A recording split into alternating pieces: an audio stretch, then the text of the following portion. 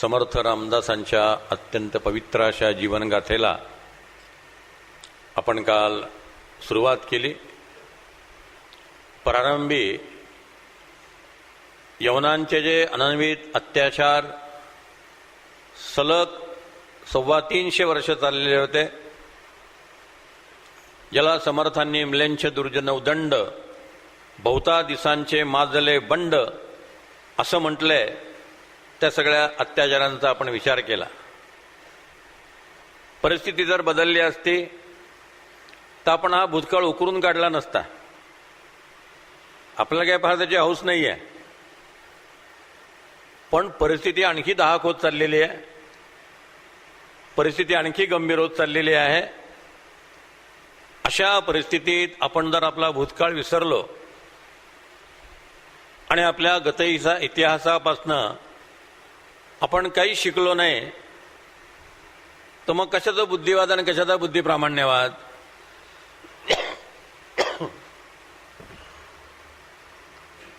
दिवसेंदिवस आपण पाहतो की या अत्याचाराचं स्वरूप अत्यंत अकराळ विकराळ होत चाललेलं आहे,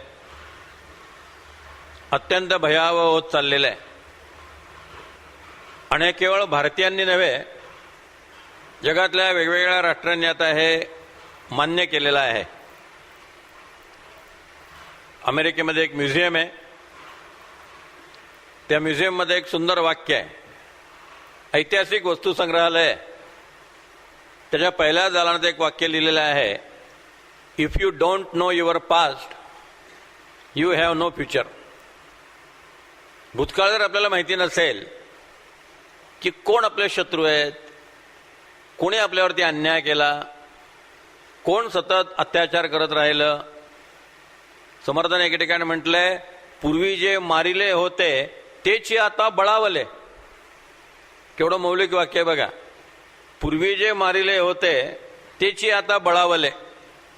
पूर्वी रावणाला मारलं होतं, कंसाला मारलं होतं, दुर्योधनाला, दुःशासनाला, शिशुपालाला मारलं होतं, तेच आता बळावले. आणि औरंगजेब, अफजल खान, कारतलब खान, शायस्ते खान, मुसे खान, फत्ते खान यांच्या रूपानं जर अवतीर्ण झाले असतील तर अखंड सावधानता आवश्यक आहे की नाही? हा सगळा भाग आपण पाहिला. ज्ञानदेवांनी का ज्ञानेश्वरी भगवद्गीतेच्या आधारे लिहिली तोही भाग आपण समजावून घेतला आणि पाहिलं की प्रत्यक्ष भगवान सूर्यनारायणांचं सूर्याजी पंत आणि राणूबाई यांना दर्शन झालं, त्यांची सेवा घडली. सूर्यनारायणाच्या वराने त्यांना 2 पुत्र झाले, थोरला गंगाधर आणि धाकटा नारायण. अशा प्रकारच्या काहीशा चमत्कारांच्या घटना सगळ्या संतांच्या चरित्रामध्ये आहे.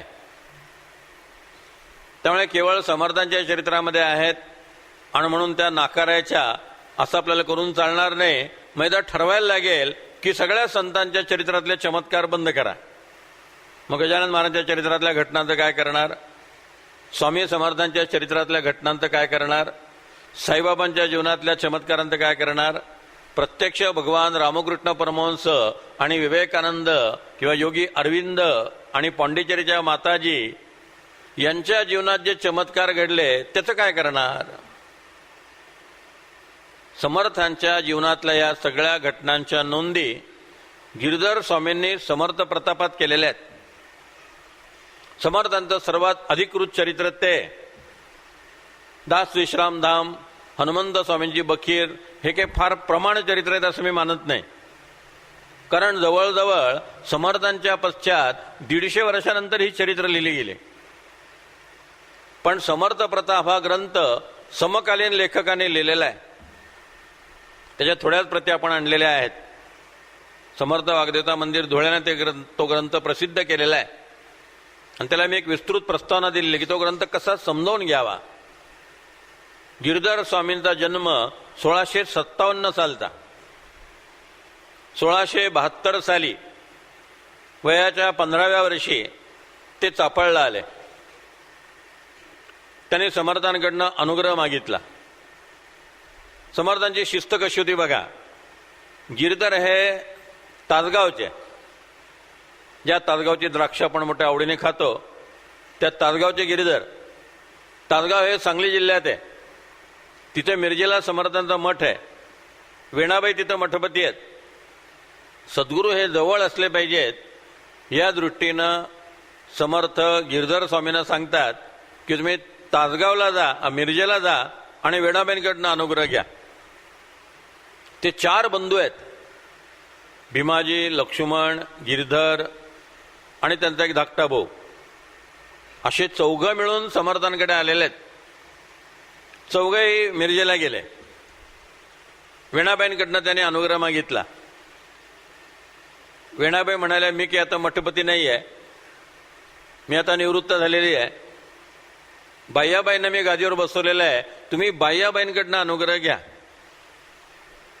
लक्षात घेण्यासारख्या घटना आहेत.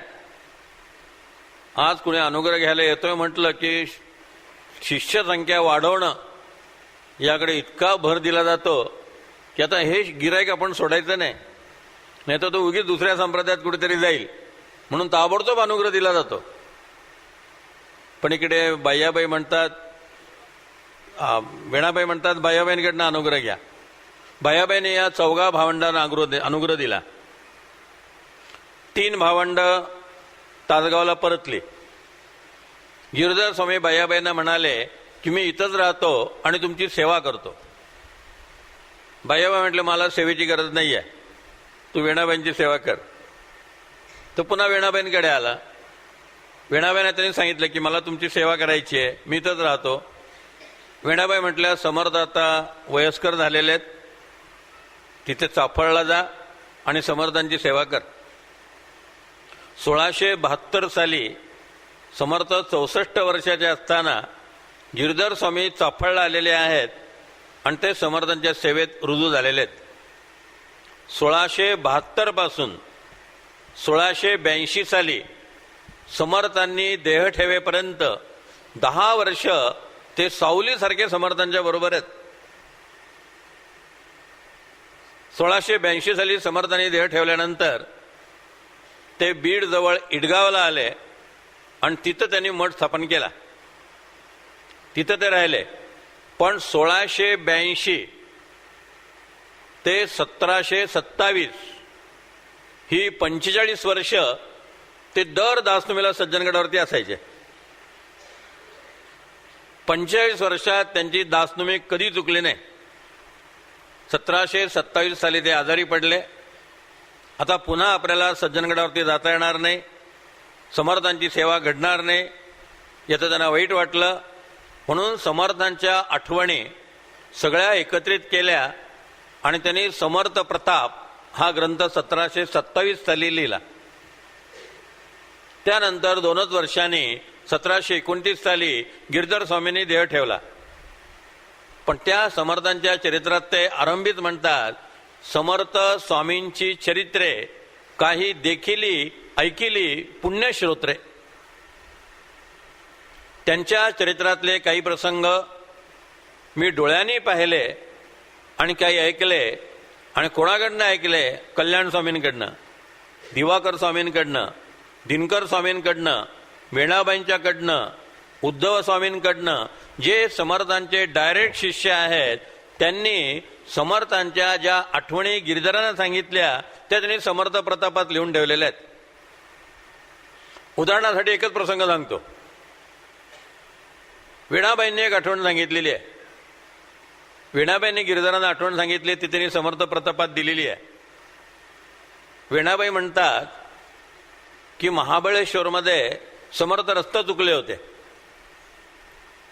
ते राम सीतेने त्यांना जेवायला घातलं होतं. हे मला समर्थाने कधी सांगितलं नव्हतं. पण एकदा वेणाबाईंना स्वप्नात रामचंद्र आले आणि ते म्हणाले, महाबळेश्वरच्या जंगलात आम्ही समर्थांना जेवायला घातलं होतं, तो प्रसंग त्यांना विचार. वेणाबाईंनी समर्थाने विचारलं.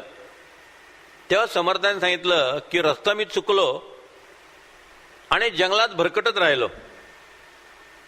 3 दिवस कुठलंही घर सापडेना, खायला काही मिळेना. जी झाडं होती गर्द झाडी होती पण त्यांना फळं नव्हती. त्यांचा पाला खायचा म्हटलं तर तो औषधी आहे की नाही, का विषारी आहे, काही माहिती नव्हतं. तर 3 दिवस उपास मार. चौथ्या दिवशी समर्थांना एक पर्णकुटी दिसली. ती पर्णकुटी पाहिल्यानंतर समर्थांना अतिशय आनंद झाला की इथं नक्की जेवणाची व्यवस्था होणार. 3 दिवस पोटामध्ये अन्न नाही. तुकाराम महाराजांचा एक गमतीशीर अभंग आहे. त्यात तुकोबाराय म्हणतात, तुका म्हणे संन्याशी 12 वाजता तोंडवासी. तुम्ही संन्याशी असा नाही तर कोणी असा, दुपारचे 12 वाजले की पोटातले कावळे कोकायला लागतात. आणि 3 दिवस समर्थांना जेवण नाही. जेव्हा त्या पर्णकुटीपाशी ते आले, मोठ्यांदा श्लोक म्हटला, ओम भवती भिक्षांदेही म्हटलं, तेव्हा एक गृहस्थ त्या पर्णकुटीतनं बाहेर आले आणि त्यांनी समर्थांना विनंती केली की स्वयंपाक तयार आहे, तुम्ही घरात जेवायला याल का. समर्थ भुकेले होते. ते म्हणले ठीक आहे. ते घरामध्ये आले आणि त्यावेळेस समर्थांना त्या ग्रस्तांनी जेवायला वाढलं. त्यांची पत्नी वाढत होती. समर्थ आणि ते ग्रस्त जेवायला बसले होते. सगळं जेवण व्यवस्थित झालं. समर्थ उठले, बाहेर पडले. त्या गृहिणीने समर्थांची पत्राळू उचलली तर त्या ठिकाणी दुसरी पत्राळ आली. दुसरी पत्राळ उचलली, तिसरी पत्राळ आली. गिरधर म्हणतात 1,00,000 पत्रावळी त्या ठिकाणी झाल्या. काही कथा या समजून घेण्यासारख्या असतात. अगदी असा चमत्कार घडला असेल अशातला भाग नाही. या कथेचा एवढाच अर्थ आहे की समर्थांसारख्या एखाद्या पवित्र पुरुषाला जेवायला घालणं म्हणजे 1,00,000 लोकांना जेवायला घालण्याचं पुण्य पदरात पाडून घेणं आहे. मग ते सांगण्याची एक स्टाईल होती त्या काळामध्ये. समर्थांनी उड्डाण केलं असं गिरधर स्वामी म्हणतात. याचा अर्थ समर्थ झटकन निघून गेले. पण वाद घालणारे लोक काय म्हणतात, समर्थांनी उड्डाण केलं म्हटलं, गिरधर स्वामींचं समर्थ प्रताप आउटडेटेड, खोटं. लिहिण्याची जी पद्धत आहे, शैली आहे, त्याचा अर्थ नीट समजावून घ्यावा लागतो. मुख्य मुद्दा, समर्थांचं जेवण झालं.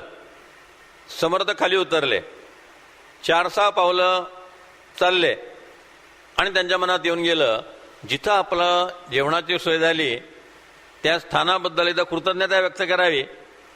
म्हणून मागे वळून पाहतात तर पर्णकुटीच नाही, काहीच नाही.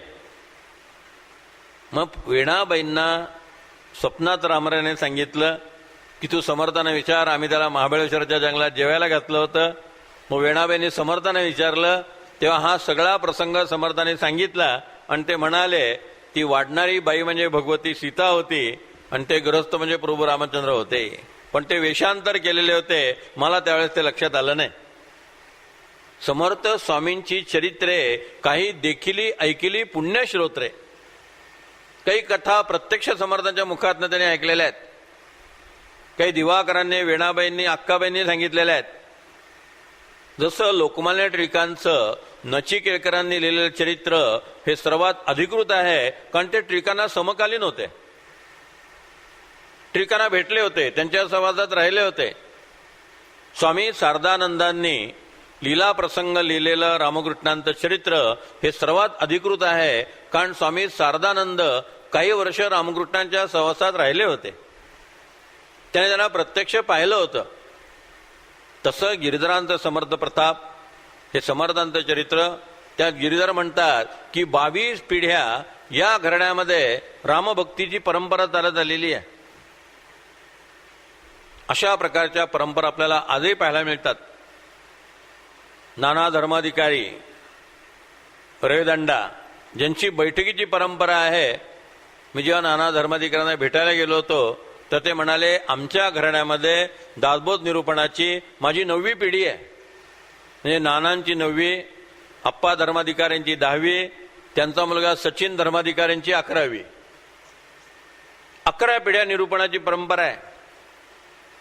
आपल्याकडे चंद्रशेखर महाराज देगलूरकर नेहमी येतात, चैतन्य महाराज देगलूरकर. 7-8 पिढ्या त्यांच्याकडे देगलूरच्या घराण्यामध्ये ही परंपरा आहे. बंडा महाराज देगलूरकर, गुंडा महाराज देगलूरकर यांच्यापासून तर आता चैतन्य महाराज, चंद्रशेखर महाराज यांच्यापर्यंत 7-8 पिढ्या अखंड भक्तीच्या आहेत. अखंड ज्ञानेश्वरीच्या निरूपणाच्या परंपरा त्याच्यामध्ये आहे. रघुवंश जर आपण वाचला तर ज्या महाराज दशरथांच्या कुळात प्रभू रामचंद्रांचा जन्म झाला त्याच्या किती मोठ्या परंपरा त्यांनी दिलेल्या आहेत. राजा दिलीप, राजा सगर, राजा रघु, त्याचप्रमाणे ज्यांनी ज्या भगीरथाने पृथ्वीवरती गंगा आणली तो भगीरथ, ही सगळी परंपरा त्या घराण्यात रामचंद्रांचा जन्म झालेला आहे. 42 पिढ्या ज्या घराण्यामध्ये पंढरपूरची वारी होती त्या मोरे कुटुंबामध्ये तुकाराम महाराजांचा जन्म झालेला आहे. शुद्ध बीजापोटी फळे रसाळ गोमटी असं स्वतः तुकोबाराय म्हणतात. तसं समर्थांच्या घराण्यामध्ये 22 पिढ्या भक्तीच्या चालत आलेल्या आहेत. त्यांचं स्वतःचं राम मंदिर जांबेमध्ये आजही पाहायला मिळतं. या भक्ती परंपरेमध्ये समर्थांचा जन्म झालेला आहे. थोरला भाऊ गंगाधर, त्याला पुढे लोकांनी श्रेष्ठ ही उपाधी दिली. तो गृहस्थाश्रमी आहे. यथासमय त्याचा विवाह झालेला आहे. पार्वती हे त्याच्या धर्मपत्नीचं नाव आहे. ती जांबेजवळ अंबड आहे, त्या अंबडच्या देशमुखांची मुलगी. स्वतः गंगाधर पंतांनी भक्ती रहस्य आणि सुगमोपाय हे 2 ग्रंथ लिहिलेले आहेत. त्यांचे अनेक अभंग उपलब्ध आहेत. रामी रामदास ही नाम बिरुदावली घेऊन त्यांनी अनेक अभंग लिहिलेले आहेत. गंगाधर पंतांनी गृहस्थाश्रम करून कुलकर्णी पण सांभाळलेलं आहे.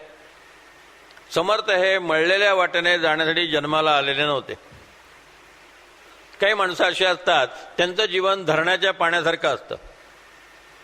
धरणाच्या पाण्याचा सगळा प्रवाह नक्की झालेला असतो. शेतीकडे किती सोडायचं, पिण्याच्यासाठी किती सोडायचं, कारखान्यांसाठी किती पाणी द्यायचं, सगळं शिस्तबद्ध अनुशासनबद्ध असतं. काही माणसांचं जीवन हे नदीच्या पाण्यासारखं असतं किंवा धबधब्याच्या पाण्यासारखं असतं. आपला मार्ग ते शोधत राहतात, ते मळलेल्या वाटेने जात नाहीत. त्यांच्या जीवनाचं नियोजन बाकीचे लोक करू शकत नाहीत. गंगाधर पंत हे आपल्या वडिलांची परंपरा चालवणारे होते, पण समर्थ हे वेगळ्या वृत्तीचे होते. त्यांची लहानपणची कथा आपल्या सगळ्यांना माहिती आहे की अडगळीच्या खोलीमध्ये ते बसले होते. खूप शोध घेतला तरी सापडले नाहीत. शेवटी सूर्याजी पंत म्हणाले, नारायण नक्की घरातच असणार आहे, त्याला घरातच शोध. आणि त्या अडगळीच्या खोलीत समर्थ ध्यानस्थ बसलेले आहेत. आणि आईने जेव्हा विचारलं, अरे नारायण इथं बसून काय करतो, तेव्हा चिंता करतो विश्वाची, हे उत्तर त्यांनी दिलेलं आहे. हे उत्तर सुद्धा काव्यमय आहे बघा. विल्यम वर्ड्सवर्थने म्हटलेलं आहे, poetry is the outburst and spontaneous flow of powerful feeling. उत्कट भावनांचा अनिरुद्ध उद्रेक म्हणजे काव्य. हे उत्तर पोएटिक आहे. त्यांना म्हटलं असतं, आई मी जगाची काळजी करतोय, चिंता करतो विश्वाची, हे उत्तरच काव्यमय आहे. गिरधर स्वामी समर्थ प्रतापात लिहितात, सद्गुरू समर्थ एकांती बैसती, प्रांतीचे लोक दर्शनास येती, सकळ प्रांताचा परामर्श घेती, चिंता करती विश्वाची. आणि विश्वाची चिंता करतात म्हणजे काय, कैची देवदेवालय तगती, कैसे कुटुंब वत्सल लोक जगती, कैसे क्षेम राहेर जगती, कुणीकडे जातील हे. लोकांचं काय होणार, चिंतेने उर फाटतो, असं समर्थ एके ठिकाणी म्हणतात. वयाच्या 8व्या वर्षी कोमल आणि सुकुमार वयात त्यांनी जे काव्य केलेलं आहे त्या काव्यामध्ये ते म्हणतात, बहुतची सुकुमारा स्वस्थ नाही शरीरा, निशिदिन जन चिंता लागली से उदारा, सकळ जन सुखावे हा कसा काळ फावे, भजन जन उकावे सर्व आनंद पावे. लोक आनंदी कसे होतील, चिंतेने उरपाटतो. काय वाक्य आहे बघा. काय तळमळ समाजाची त्यांना लागली असेल. कसा ध्यास त्यांना लागला असेल आपण कल्पना करू शकतो. मग त्यांच्या बालपणच्या काही चमत्कारांच्या कथा गिरिधरांनी समर्थ प्रतापात दिलेल्या आहेत. एकदा रामनवमी उत्सवामध्ये तूप संपलं, पंक्तीत अजून वाढायचे आहेत, बरेच लोकांचं जेवण राहिलेलं आहे. समर्थ म्हणाले, तुम्ही तुपाची घागर माझ्याकडे द्या आणि बाकीचे पदार्थ वाढा, तुपाचं मी बघतो. असं सांगतात की नारायण शेवटपर्यंत सगळ्यांना भरपूर तूप वाढत राहिला आणि त्या घागरीतलं तूप शेवटपर्यंत संपलं नाही. अनेक देवस्थानांना असे लोक अनुभव येतात. सज्जनगडावरती मी 12 वर्ष होतो, दासनवमीला 25,000 ते 30,000 लोक जेवण करून जायचे. संध्याकाळी 5ला जेवण जेव्हा संपलेलं असायचं तेव्हा 4-5 माणसांचं जेवण भांड्यामध्ये शिल्लक असायचं. केलेला स्वयंपाक सगळ्यांना पुरलेला असायचा. शेगावला शिवशंकर पाटलांना मी भेटलो होतो, ते म्हणले आम्हाला सुद्धा असे अनुभव खूप आलेले आहेत की किती लोक येणार माहिती नाही, आम्ही अंदाजे भाकरीच्या चवळ आणि पिठलं कायलीमध्ये करून ठेवलेलं आहे, प्रत्येकाला पिठलं भाकरी आम्ही देत राहतो, लोक संपतात आणि इकडे पिठलं भाकरी पण संपतं. आपल्याकडे अन्नपूर्णा नावाची एक संकल्पना आहे. देवघरात जशी देव स्थापन करतो तसं कोठी शाळेमध्ये अन्नपूर्णेची स्थापना केली जाते. जोपर्यंत त्या ठिकाणी अन्नपूर्णा आहे तोपर्यंत अन्न कमी पडणार नाही. एकदा असंच धान्याची टंचाई होती, दुष्काळ पडलेला होता, पाऊस पाणी नसल्यामुळे धान्य कमी आलेलं होतं. रामनवमीला साधारणतः 36 पोती धान्य लागायचं आणि त्यावेळेला 10 ते 12 पोती फक्त तळघरात साठवून ठेवलेली आहेत हे सुराजी पंतांना आठवत होतं. त्याने नारायणाला सांगितलं, तू धान्य वरती पाठवत राहा, आम्ही पोती भरत राहतो. नारायण भांड्यातनं धान्यावरती देत राहिला, बरोबर 36 पोती धान्य झालं. अशा प्रकारच्या कथा त्यांच्या जीवनात पाहायला मिळतात. समर्थ लहानपणी अत्यंत चंचल होते. गिरिधर म्हणतात त्यांना शांत बसणे माहितीच नव्हतं. सारखं काही ना काही उद्योग करत राहणं. दंगा मस्ती, अनेक तक्रारी राणूबाईंकडे यायच्या. आज नारायणने असं केलं, आज नारायण तसं केलं, असं सांगतात की एका शेतकऱ्याकडे धान्याची पोती अशी रचून ठेवलेली होती. नारायणाने जिज्ञासा म्हणून त्यांना विचारलं की शेतकरी दादा, हे पोतं तुम्ही बाजारात केवढ्याला विकणार? शेतकऱ्याला जरा राग आला. 5 वर्षाचं शेंबडोपोर मला काय शहाणपणा विचारताय? आता तुम्ही कुठली गोष्ट कशी घेतात त्याच्यावर अवलंबून आहे. त्याला ते जरा आवडलं नाही. तो शेतकरी म्हणाला, तुझ्यात जर पोतं उचलायची हिंमत असेल तर फुकट घेऊन जा. 5 वर्षाच्या मुलानं ते मोठं मोठं पोतं पाठीवर टाकलं आणि घरी निघून आला. तो शेतकरी धावत धावत मागे आला, ओ राणूबाई, तुमच्या मुलाने माझं पोतं चोरलं. समर्थ म्हटले, चोरलेलं नाहीये, तुम्ही पैज हरलेले आहात. म्हणून समर्थांनी दासबोधामध्ये पैज होड लावू नये असं म्हटलेलं आहे.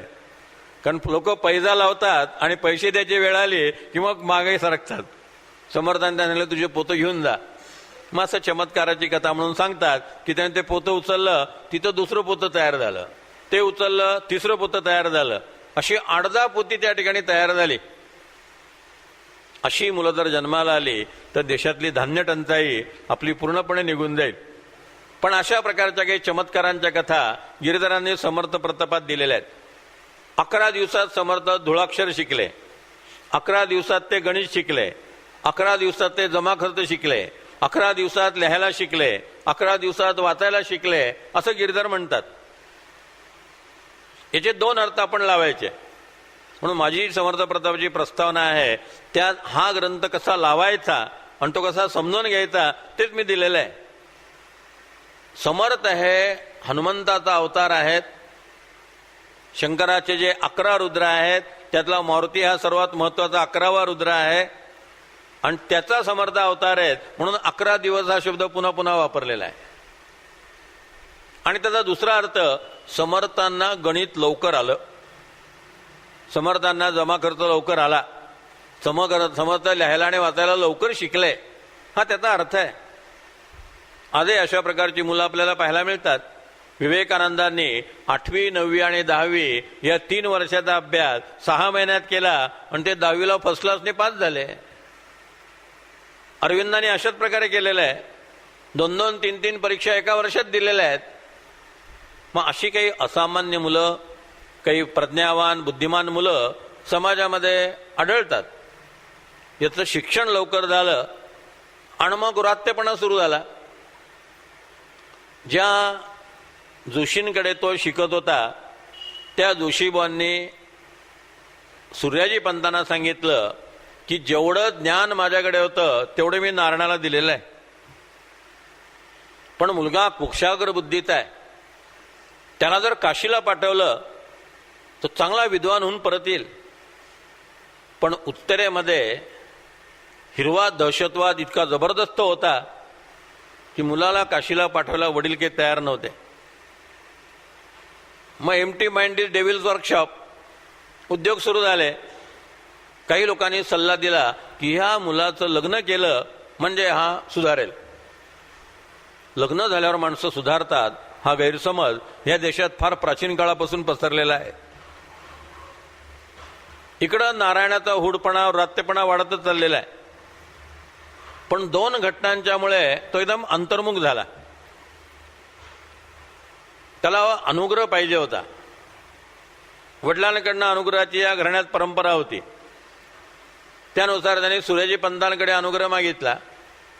सूर्याजी पंतांना प्रत्यक्ष रामरायाचा अनुग्रह झालेला होता. गंगाधर पंतांना प्रत्यक्ष रामरायाचा अनुग्रह होता. मग ते नारायणाला म्हणाले की तू रामरायाला प्रार्थना कर, तुला रामाचा अनुग्रह मिळेल.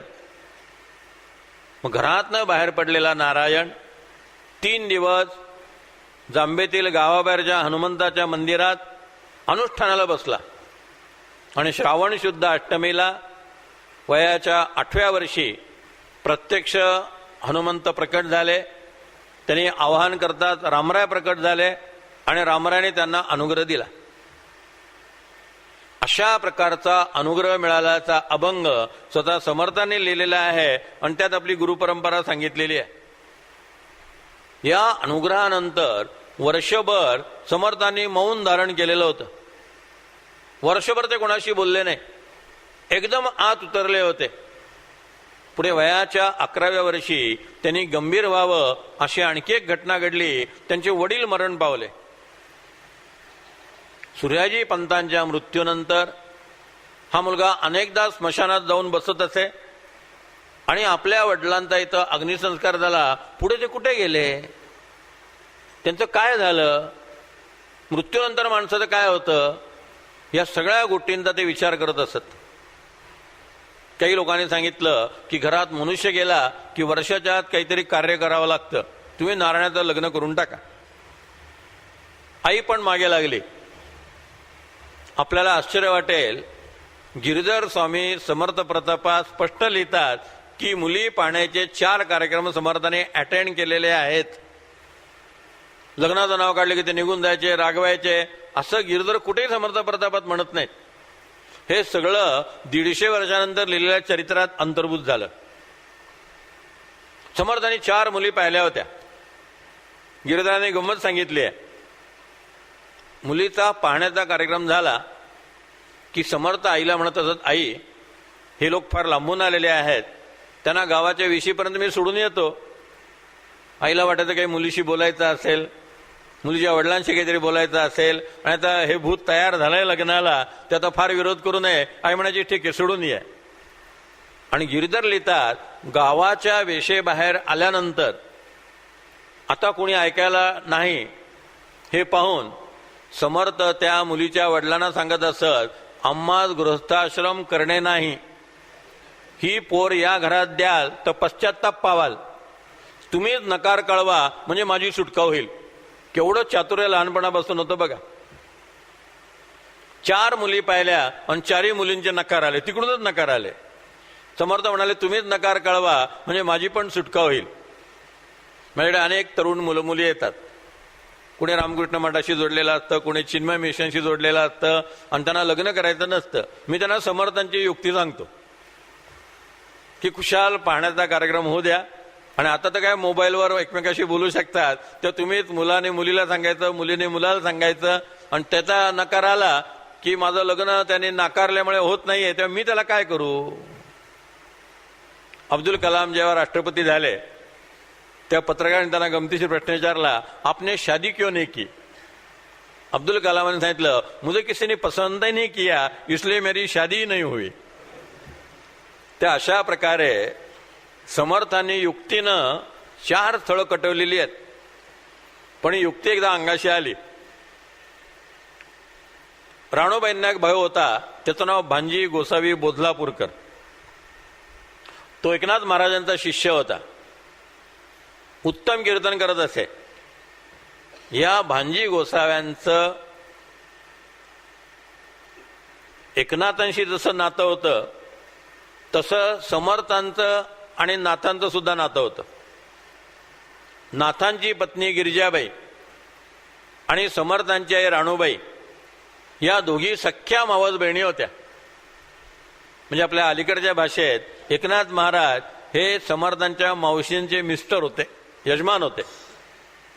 त्यामुळे असं सांगतात की समर्थ जेव्हा लहान होते तेव्हा राणूबाई समर्थांना घेऊन पैठणला गेल्या होत्या आणि नाथांच्या मांडीवरती समर्थांना ठेवलं होतं.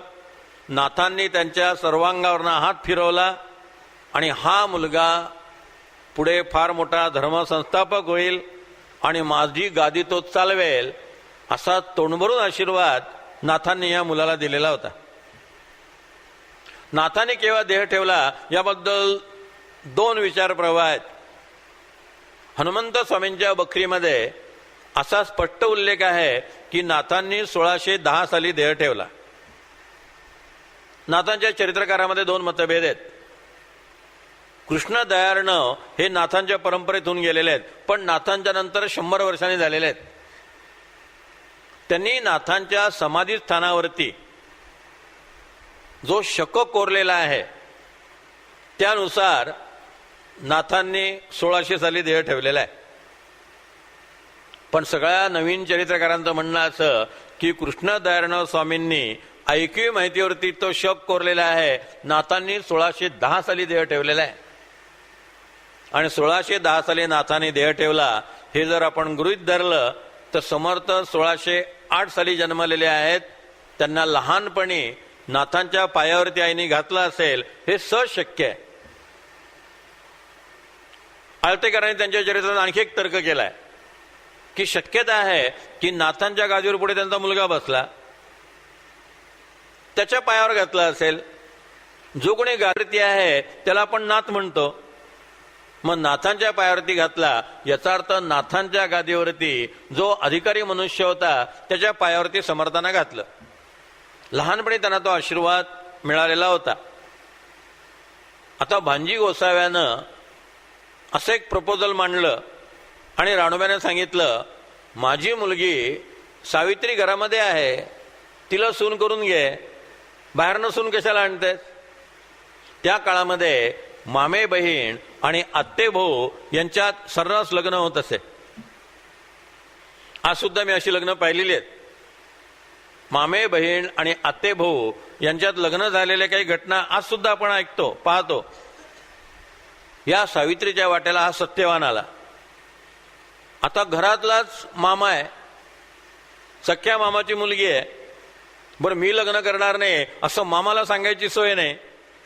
अम्मा गृहस्थाश्रम करणे नाही असं जर मामाला सांगितलं असतं तर मामाने ते राणूबाईंना सांगितलं असतं आणि पुन्हा घरामध्ये कटकट सुरू झाली असती.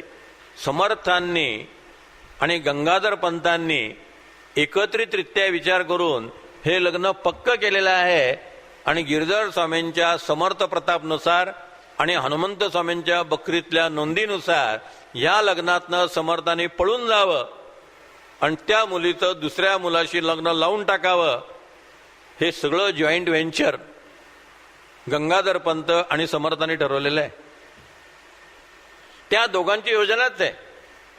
गिरधर समर्थ प्रतापन म्हणतात, जसा जसा लग्नाचा मुहूर्त जवळ यायला लागला तसे गंगाधर आणि समर्थ एकमेकाकडे पाहून हसत होते. फाल्गुन वद्य अष्टमी हा लग्नाचा मुहूर्त होता.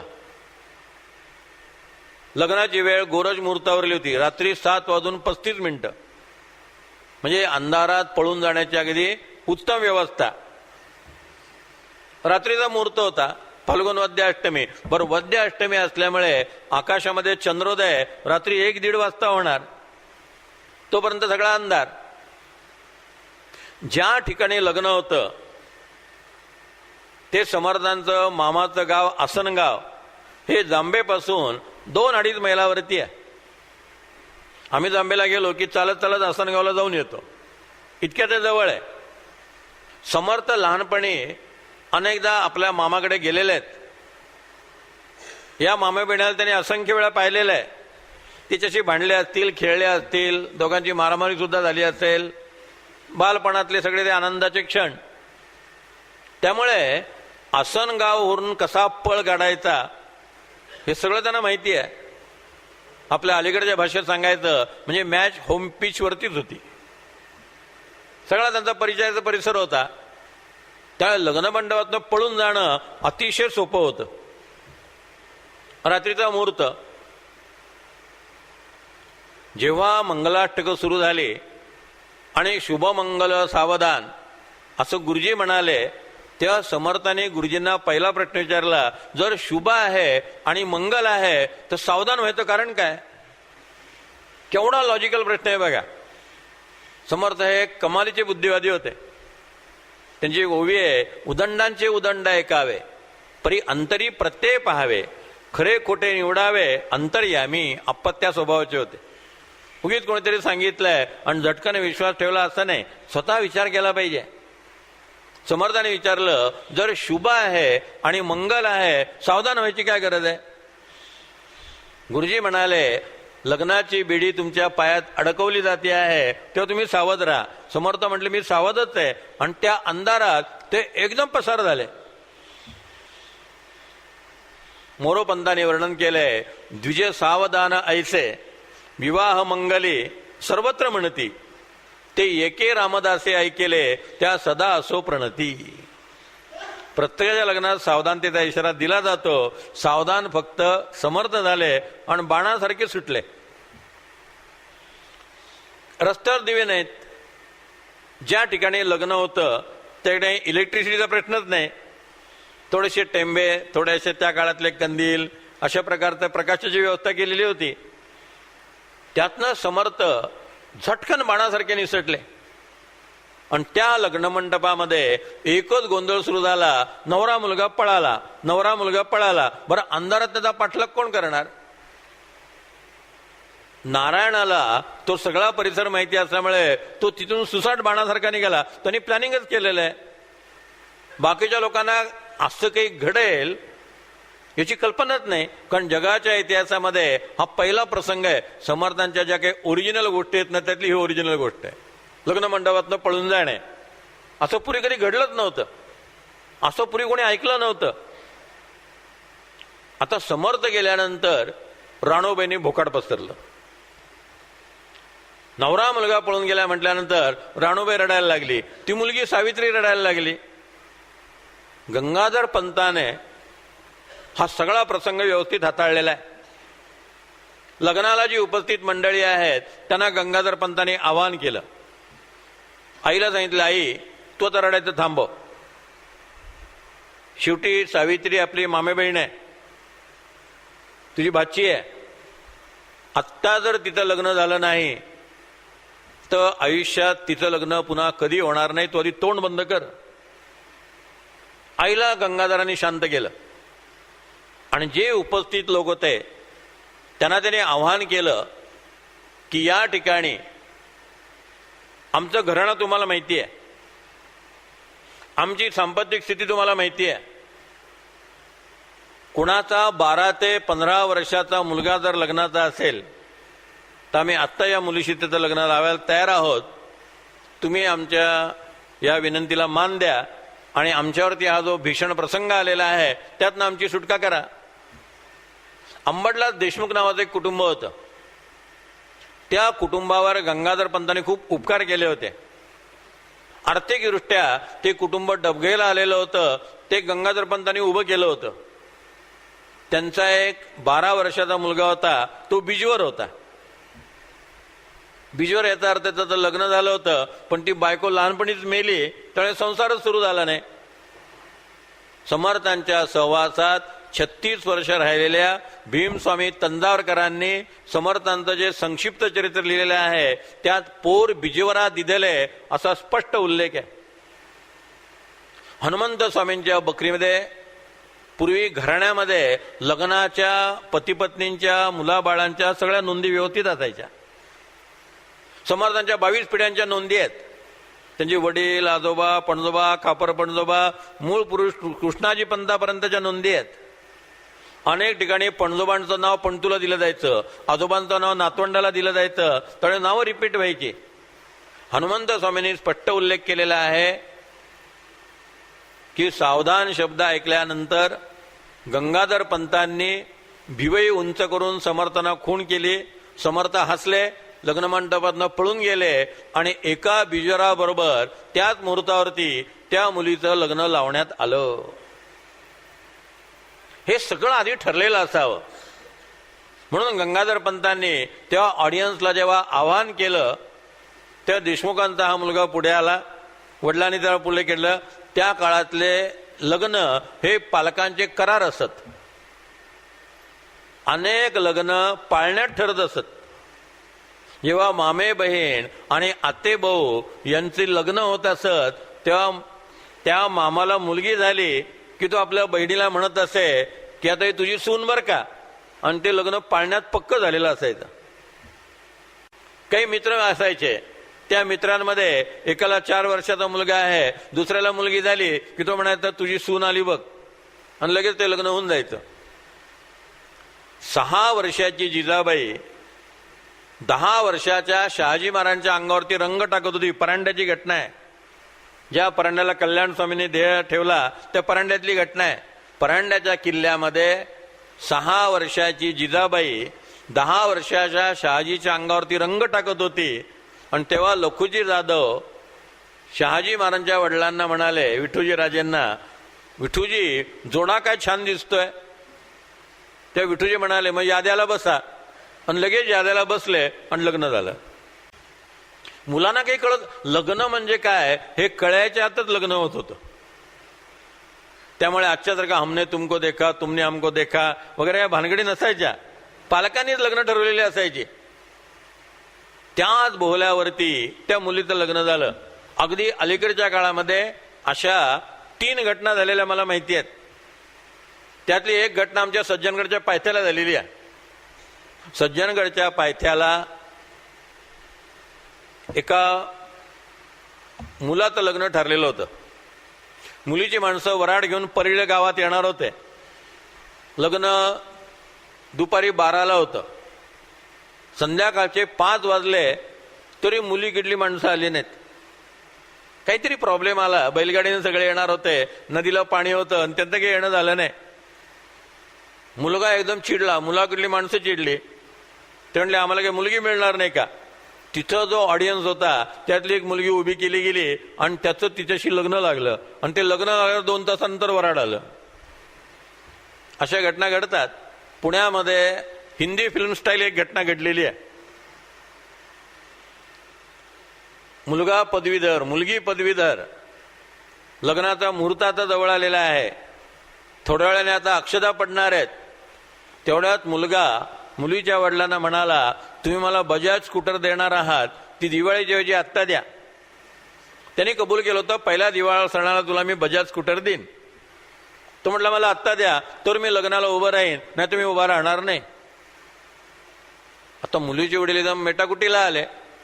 मध्यमवर्गीय माणसाला एका क्षणात स्कूटरचे पैसे उभे करणं इतकं शक्य नसतं. त्या मुलीने पाहिलं की आपला बाप हवालदिल झालाय आणि आपल्या नियोजित नवऱ्यानं बजाज स्कूटर ताबडतोब मागितली आहे. पुण्यात घडलेली घटना आहे. त्या मुलीने माईकचा ताबा घेतला आणि तिने माईकवर सांगितलं, ह्या नालायक मुलाबरोबर मी कधीही संसार करणार नाही. या ठिकाणी जी मुलं उपस्थित आहेत त्यात कोणी नोकरी करणारा जर पदवीधर मुलगा असेल तर त्याच्याशी मी लग्न करायला तयार आहे. आता मुलांमध्ये सुद्धा कोणीतरी दिलीप कुमार होता. त्याला तिचं हे सगळं आविर्भाव आवडला. त्यालाही वाटलं बायको असावी तर अशी झंझावाती असावी. त्यांनी लगेच कबूल केलं की मी हिच्याशी लग्न करायला तयार आहे. आणि त्याच ठिकाणी तिचं लग्न झालं. महाराष्ट्र टाइम्समध्ये अगदी सगळ्या वर्णनासही बातमी आलेली होती. म्हणजे अशा घटना घडू शकतात. सांगायचा मुद्दा, त्याच बोल्यावरती त्या मुलीचं एका बिजवराशी लग्न झालं. तिचा संसार सुखाचा झाला. तिची आणि समर्थांची पुन्हा कधीही भेट झाली नाही. हे मी का सांगतो, काही कादंबऱ्यांमध्ये अशा भाकडकथा तयार केल्या गेल्या आहेत की त्या मुलीने मग पुढे लग्न केलं नाही, मग तिने लोक मिलिटरीत भरती करायला सुरुवात केली. मग एक दिवस शिवाजी महाराजांना कळलं की एकदम 1200 लोक मिलिटरीत आलेले आहेत.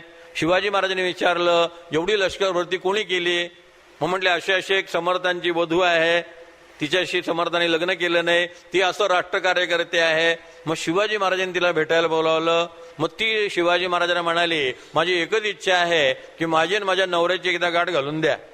आणि मग शिवाजी महाराजांनी समर्थांना बोलावलं आणि त्या दोघांची भेट झाली. असा थर्ड क्लास हिंदी सिनेमा काही लोकांनी तयार करून टाकलेला आहे. या सगळ्या भाकड कथा आहेत, या सगळ्या धादांत खोट्या कथा आहेत. त्या मुलीचं तिथंच एका बिजोराबरोबर लग्न झालं. ती अंबडला निघून गेली आणि समर्थ रामदास बाणासारखे जे निघाले ते गोदावरीच्या काठी आले. वडिलांच्या मृत्यूनंतर ते नाशिकला आले होते आणि तिथं वडिलांचा 10वा 11वा 12वा हे सगळं झालेलं त्यांनी पाहिलं होतं. त्यामुळे गोदाकाठीनं नाशिकला कसं जायचंय त्यांना माहिती होतं. समर्थांचा नाशिकला जाण्यात आणखी एक हेतू होता. त्यांचे गुरु प्रभू रामचंद्र हे नाशिकला होते. पंचवटीत ते काही वर्ष राहिलेले होते. त्याच ठिकाणी शूर्पणखेचे नाककान कापले गेलेले होते. आपल्या गुरूंनी ज्या ठिकाणी निवास केला आहे आणि ज्या ठिकाणी काही लीला केल्या आहेत त्या ठिकाणी राहून तपश्चर्या करावी ही समर्थांची धारणा होती. गोदाकाठी एक प्रेत जळत होतं. गिरिधर लिहितात की समर्थांनी त्या प्रेताकडे पाहिल्यानंतर आपल्यालाही एक दिवस असाच मृत्यू येणार आहे या कल्पनेने ते कमालीचे वैराग्यशाली झाले. आधीपासून वैराग्य होतच. लग्न मंडपात पलायन का केलं? संसारातील सुखदुःखांची सरासरी काढता हा सारा संसार असार आहे, हे साऱ्या संसाराचं सार आहे असा सारासार विचार करून असार संसाराचा सारा पसारा बाजूला सारून सर्वेश्वराच्या सर्वेक्षणासाठी सर्वोत्तमाचा हा दास घरातनं बाहेर पडला होता. जयास वाटे सुखचे असावे तेणे रघुनाथ भजनी लागावे, स्वजन सकळही त्यागावे दुःख मूळ जे. जयास वाटे वैराग्य करावे तेणे काहीच न विचारावे, उठोनी वाटेची लागावे दिगंतरा प्रती. अंतरापासून वैराग्य तेची जाणावे महद्भाग्य, लोलंगते एवढे अभाग्य आणिक नाही. ज्याला वाटत असेल परमेश्वर प्राप्त करून घ्यावा, उठोनी वाटेची लागावे दिगंतराप्रती. स्वामी विवेकानंदांचं एक गमतीशीर वाक्य आहे. स्वामीजी म्हणतात नातेवाईक हे अनेकदा दुःखाचं कारण ठरतात हे माहिती असून सुद्धा माणसं का लग्न करतात आणि का नातेवाईक वाढवतात ते मला अजून कळलं नाही असं विनोदाने स्वामीजी म्हणतात. समर्थ रामदासांच्या लक्षात आलं की जे दाहक जीवन आपण स्वीकारलेलं आहे त्या जीवनामध्ये आपण जर लग्न केलं तर आपल्या कुटुंबियांना किती त्रास होईल. स्वातंत्र्यवीर सावरकर विवाह करायला तयार नव्हते. त्यांचं म्हणणं होतं की भारतीय स्वातंत्र्यासाठी मी प्रयत्न करणार आहे, अशा परिस्थितीत मी जर लग्न केलं तर माझ्या बायका मुलांचे काय हाल होतील. मी एकटा असलेलं बरं. पण शेवटी बळ त्यांना लग्नाला तयार केलं गेलं. पण वासुदेव बळवंत फडके मरण पावले, तरुणपणी गेले. त्यांची तरुण पत्नी आणि मुलांचे किती हाल झाले. सावरकरांची पत्नी सावरकरांची मुलं यांचे किती हाल झाले. अनेकदा टिळकांना तुरुंगात जावं लागत होतं, त्यांच्या बायकांचे आणि मुलांचे किती हाल झाले. जे स्वातंत्र्य सेनानी होते त्या सगळ्यांच्या स्त्रियांचा आया बहिणींचा इतिहास हा अत्यंत हृदयद्रावक आहे. आमच्या पुण्यातल्या हिमानी सावरकर या विषयावर ती बोलत असतात. देशभक्तांच्या कुटुंबियांची अवस्था हा त्यांचा व्याख्यानाचा विषय असतो. आणि ज्यांनी राष्ट्रासाठी जीवन समर्पित केलं, त्यांच्या आयांना, त्यांच्या बहिणींना, त्यांच्या मुलाबाळांना किती संकटांना सामोरं व्हावं लागलं, ते सगळं हृदयद्रावक चित्र ते उभ्या करतात. स्वतः हिमानी सावरकर म्हणजे नथुराम गोडसेंची मुलगी आणि स्वातंत्र्यवीर सावरकरांची नातसून. त्यामुळे ती स्वतः या दुःखातनं गेलेली आहे, त्या स्वतः या संकटातनं गेलेल्या आहेत. समर्थांनी विचार केला, आपण राष्ट्रासाठी काम करणार आहोत, अशा परिस्थितीमध्ये आपण एकटा असणं हे जास्त सुखाचं आहे. म्हणजे आपल्यामुळे जे लोक आपल्यावरती अवलंबून आहेत त्यांच्या वाट्याला दुःख येणार नाही. समर्थ बाणासारखे सुटले आणि नाशिकला आले. नाशिकला येण्यात तपश्चर्या करणं हा एक त्यांचा हेतू होता. सामर्थ्य आहे चळवळीचे, जो जो करले तयाचे, परंतु ते भगवंताचे अधिष्ठान पाहिजे. जे कार्य आपण करतो आहे त्याला भगवंताचं अधिष्ठान असलं पाहिजे. मग आपण नाशिकला 12 वर्ष तपश्चर्या करावी, गायत्रीची पुरस्चरण करावी, रामनामाचा जप करावा. म्हणजे आपल्याला पुढे जे कार्य करायचं आहे त्या कार्यासाठी भगवंताचा आशीर्वाद प्राप्त होईल. केवढं नियोजन व्यवस्थित आहे बघा, की अशा प्रकारे भगवंताचा आशीर्वाद आपण प्राप्त करून घ्यावा आणि त्याच्यानंतर मग राष्ट्रकार्याला प्रारंभ करावा. आधी उपासनेची बैठक असली पाहिजे. ह्याच काळात समर्थांनी नाशिकला 12 वर्ष निवास केलेला आहे. त्यांची नाशिकमधली दिनचर्या लक्षात घेण्यासारखी आहे. रोज पहाटे 3 वाजता उठायचे, 4 वाजेपर्यंत स्नान संध्या उरकायचे, 4 ते 6 2 तास सूर्यनमस्कार घालायचे, 1200 सूर्यनमस्कार घालायचे. शरीर मजबूत असलं पाहिजे. 6ला नंदिनी आणि गोदावरी या नदीच्या संगमात उतरायचे. कमरे इतक्या खोल पाण्यामध्ये तपश्चर्या करायचे. 2 तास गायत्रीचं पुरस्चरण करायचे. 8 वाजता जरा ऊन पडायचं, नदीवर बायका धुण्या भांड्याला यायच्या. मग समर्थ तिथून हलायचे आणि आपल्या ज्या गुहेमध्ये ते राहत होते तिथे यायचे. त्या गुहेच्या तोंडाशी एखादा शेतकरी दुधाचा तांब्या घेऊन यायचा. समर्थाने दूध प्यावं, त्या गुहेत जावं आणि 12:30-1 वाजेपर्यंत ते तिथे जप करत असत. 1 वाजता भिक्षेला निघत असत. पंचवटीत भिक्षा मागत, भिक्षा ग्रहण केल्यावर झाडाकडे थोडी विश्रांती घेत 4 ते 6 काळारामाच्या मंदिरामध्ये वेगवेगळी प्रवचन होत असत. त्या प्रवचनाला बसत असत. प्रवचन संपल्यानंतर त्या आचार्यांना भेटत, त्या आचार्यांना विचारत, तुम्ही जे रामायण सांगत आहात त्याचा मूळ ग्रंथ मला पाहायला मिळेल का? मग तो मूळ ग्रंथ घ्यायचा, टाकळीला न्यायचा, त्याची नक्कल करायची, दुसऱ्या दिवशी त्यांना ती पानं परत करायचे.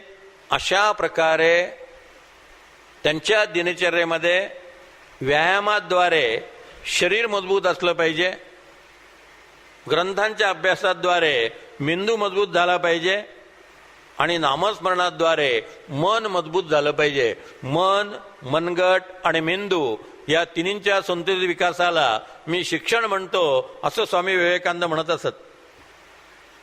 समर्थांनी व्यायामाद्वारे आपलं मनगट मजबूत केलं, अध्ययनाद्वारे आपला मेंदू मजबूत केला आणि नामस्मरणाद्वारे आपलं मन मजबूत केलं. तिन्ही बलवान केले. समर्थांनी त्या काळात लिहून काढलेलं वाल्मिकी रामायण हा ग्रंथ मुद्दाम मी आपल्याला दाखवतो. ज्यांना नंतर बघायचा असेल त्यांनी तो माझ्याकडनं बघावा. समर्थ वाग्देवता मंदिर धुळे यांनी हा ग्रंथ काढलेला आहे. सबंध समर्थांचा हस्ताक्षर यामध्ये. वयाच्या 14व्या किंवा 15व्या वर्षी समर्थांनी सगळं वाल्मिकी रामायण लिहून काढलेलं आहे. आश्चर्य म्हणजे वाल्मिकी रामायणाचे 24,000 संस्कृत श्लोक आहेत. समर्थांच्या या रामायणामध्ये 4-5 हजार श्लोक जास्त आहेत. कुठून त्याने ते आणले माहिती नाही. मूळ संहिता त्यांनी कुठून आणली, आज ती मूळ संहिता सापडत नाही. ती मूळ संहिता शोधण्याचा नानासाहेब देवांपासून तर आत्तापर्यंत अनेक लोकांनी प्रयत्न केला. ज्याच्यावरनं त्यांनी नक्कल केली ती मूळ संहिता मिळत नाही, पण समर्थांची संहिता उपलब्ध आहे. असे 8 खंड निघणारे, हा एकच खंड आहे. प्रत्येक खंडामध्ये समर्थांचं मूळ हस्ताक्षर, त्याचं DTP, त्याच्यावरल्या अभ्यासपूर्ण संस्कृत पंडितांच्या टिपा, त्याच्या पुढे त्याचा मराठी अनुवाद आणि त्याच्या पुढे त्याचा इंग्रजी अनुवाद. जसं बाबा महाराज सातारकरांनी ऐश्वर्यवती ज्ञानेश्वरी काढली तसं हे ऐश्वर्यवान रामायण आहे. ज्यांना याच्या प्रती घ्यायच्या असतील त्यांच्यासाठी थोड्याशा प्रती आम्ही आणलेल्या आहेत. सुट्टी प्रत आपल्याला 2,500 मिळेल. आणि ज्यांना सगळे 8 खंड हवे असतील त्यांना मी समर्थ वाग्देवता मंदिराचा बँक अकाउंट देईल. तिकडं 13,000 रुपये पाठवले तर तुम्हाला 8 खंड पोस्टाने येतील. पण समर्थांचं मूळ हस्ताक्षर, त्यांनी लिहिलेलं रामायण, त्याचा मराठी इंग्रजी अनुवाद आणि त्या संबंधीचा अभ्यास पूर्ण टिपा, असा हा अद्भुत ग्रंथ होतोय. समर्थांनी आपल्या नाशिकच्या वास्तव्यामध्ये या सगळ्या गोष्टी केलेल्या आहेत. केवढा मोठा अभ्यास समर्थांनी केलेला आहे. शरीर मजबूत केलेलं आहे. आज आपण पाहतो शिक्षण संस्थेमध्ये सगळं कॉन्सन्ट्रेशन मेंदूवरती आहे. Brain oriented education. मी जरा अनुप्रासात्मक भाषेत सांगत असतो, ज्याची बुद्धी धड आहे त्याचं धड असेल असं सांगता येत नाही, आणि ज्याचं धड आहे त्याची बुद्धी धड असेल असं सांगता येत नाही. अनेकदा मुलगा स्पोर्टमध्ये एकदम तरबेज असतो, अगदी युनिव्हर्सिटी लेवलला, इंटरनॅशनल लेवलला तो चमकलेला असतो. पण हा मुलगा SYBAच्या 3ऱ्या वर्षाला आहे अशी त्याची ओळख करून द्यावी लागते. आणि जो मुलगा अभ्यासामध्ये हुशार असतो तो वाऱ्याने उडून जाईल की काय अशी भीती वाटावी इतका तो बारीक असतो. समर्थांनी व्यायामाच्या द्वारे आपलं मनगट मजबूत केलं, जपाच्या द्वारे आपलं मन मजबूत केलं, आणि दिसा माझी काही तरी ते लिहावे, प्रसंगी अखंडित वाचित जावे, याच्याद्वारे आपला मेंदू मजबूत केला. ज्याला समाजामध्ये कार्य करायचं आहे त्याने शरीर प्रकृती उत्तम ठेवली पाहिजे, त्याने व्यायाम केला पाहिजे, आरोग्य चांगलं ठेवलं पाहिजे. आपले रामसुखदास महाराज, त्यांचं 94व्या वर्षी मी प्रवचन ऐकलेलं आहे. बाबासाहेब पुरंदरे 95 वर्षाचे आहेत. आज 95व्या वर्षी बाबासाहेब अमेरिकेत जातात आणि त्या ठिकाणी जाणता राजाचा प्रयोग करतात. आज 95व्या वर्षी पुढच्या महिन्यात ते इंग्लंडला चाललेले आहेत आणि इंग्लंडला जाणता राजाचे 5-6 प्रयोग होणार आहेत. माणसानं जास्तीत जास्त जगलं पाहिजे आणि शेवटपर्यंत सेवा करत राहिलं पाहिजे. केवढा मोठा संदेश समर्थांच्या या दिनचर्येतनं आपल्याला मिळतो. जी माणसं दुबळी असतात आणि लवकर मरण पावतात ती समाजाची सेवा सुद्धा करू शकत नाहीत. म्हणून समर्थांनी आपलं शरीर मजबूत केलं. 75 वर्षाचं प्रदीर्घ आयुष्य त्यांना लाभलं आणि 75व्या वर्षी समर्थांनी स्वतःहून देह ठेवलेला आहे. ते आजारी पडून मरण पावलेले नाहीत. मन, मनगट आणि मेंदू अशा प्रकारे समर्थांची नाशिकमधली दिनचर्या आपण पाहिली. उद्यापासून समर्थांची तपश्चर्या, त्यात आलेली विघ्न, तळे समर्थांनी लिहिलेली करुणाष्टकं, त्यांची आणि शहाजी महाराजांची भेट, समर्थांनी प्रेत उठवल्याचा केलेला चमत्कार, समर्थांनी स्थापन केलेला पहिला मठ, पहिला मठपती आणि पुढे समर्थांनी केलेलं भारत भ्रमण, हा सगळा पुढचा चरित्राचा भाग उद्याच्या प्रवचनामध्ये आपण पाहणार आहोत.